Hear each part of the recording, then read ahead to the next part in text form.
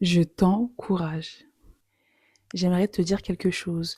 Dieu ne fera rien de plus pour ta vie qu'il n'a déjà fait. Pourquoi? Parce qu'en fait, tout simplement, tout a déjà été accompli. Bon nombre d'entre nous pensons que le fait de prier, c'est pour pouvoir amener Dieu à descendre de là où il est pour qu'il puisse intervenir pour nous, pour notre situation, alors que c'est à nous de comprendre, de savoir qui nous sommes, donc d'avoir conscience de notre identité pour pouvoir agir. En fait, c'est à nous d'agir. Dieu ne fera plus rien, il a déjà tout fait pour que tu puisses agir et vivre ta vie conformément à sa parole et à sa volonté.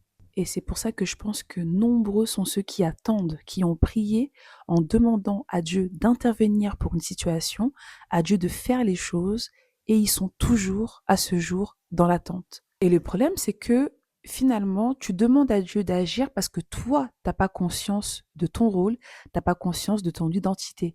On a beaucoup plus conscience aujourd'hui de notre réalité terrestre et physique plutôt que de notre réalité spirituelle. Alors pourquoi on a autant de mal à s'en saisir et à fonctionner?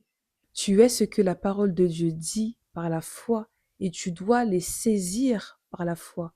Mais tu n'as pas besoin pour les saisir de le voir pour pouvoir y croire, mais tu dois le croire pour pouvoir le voir. Et quand tu y crois, tu dois te comporter comme étant sûr et étant persuadé que tu as ce en quoi tu as cru. C'est ça la foi.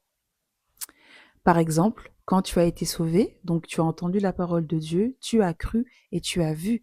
C'est exactement ça. Je pense que on doit prendre ses responsabilités, mais surtout qu'on doit s'examiner soi-même et être franc avec nous-mêmes.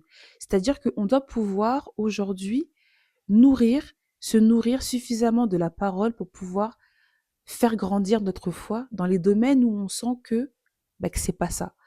Par exemple, un exemple, quand tu es convaincu d'avoir de l'argent sur ton compte, tu vas aller faire un achat et tu vas donner ta carte bleue sans hésiter, sans te demander, mais est-ce que finalement ça va passer?